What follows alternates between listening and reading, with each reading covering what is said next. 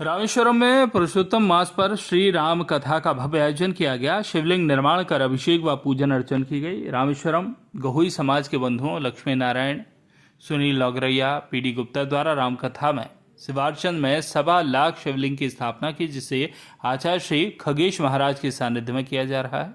कथावाचक आचार्य संत खगेश महाराज जी ने कहा, जहाँ पर भी तीर्थ स्थल होता है वहाँ पर कथा करने का बड़ा ही महत्व रहता है। कथा श्रवण करने वालों को पुण्य लाभ मिलता है। गहोई सूर्य राष्ट्रीय समाचार चैनल के संजय गेड़ा द्वारा कथा का विशेष कवरेज कर जानकारी दी। गहोई समाज के परिवारों द्वारा श्री राम कथा एवं रुद्र निर्माण शिवलिंग किया गया। धार्मिक स्थानों पर लगभग 500 गहोई सामाजिक बंधुओं ने कथा का श्रवण कर पूर्ण लाभ उठाया। रामेश्वरम में ही शिवलिंग का महत्व क्या है और ये प्रथम शिवलिंग का निर्माण रामेश्वरम में किसने किया? देखिए, एक चौपाई आती है, लिंग थाप करी विधिवत पूजा, शिव समान मोहिन कोई और दूजा।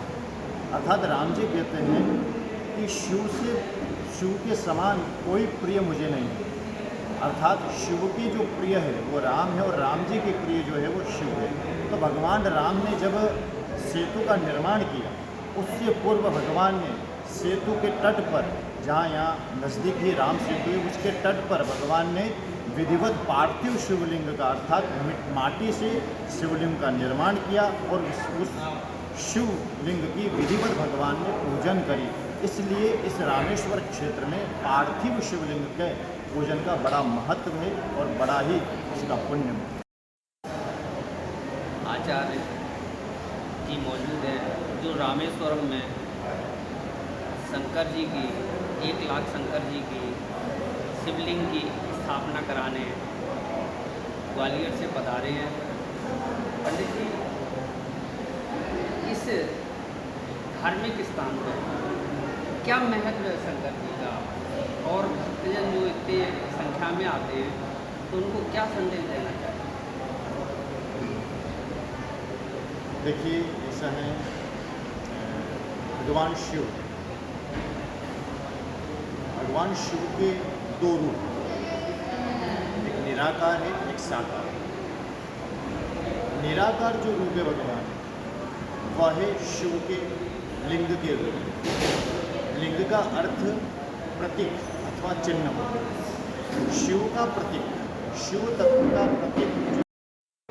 अन्य क्षेत्रों की अपेक्षा तीर्थ में हमारे धार्मिक भक्तों को क्या लाभ मिलता है, पुण्य लाभ क्या मिलता है, और यहाँ आने का आप लोगों का क्या प्रयोजन है?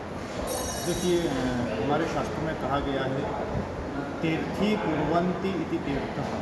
तीर्थ का अर्थ होता है कि जो हमें पवित्र करे। अर्थात जिस स्थान पर हम जाते हैं उसका जो प्रभाव है, उसके प्रभाव से हम प्रभावित होते हैं। तो तीर्थ क्षेत्र में भगवान प्रत्यक्ष रूप में विद्यमान होते हैं और भगवान के साथ अन्य परिकर, उनके पार्षद प्रति कण में और प्रत्येक स्थान पर, जहाँ तीर्थ स्थान हुआ, भगवान की नित्य उपस्थिति होती है। तो उनके प्रभाव से, उनके दर्शन से हमें अत्यधिक पुण्य की प्राप्ति होती है। आपका परिचय दीजिए। मेरा नाम आचार्य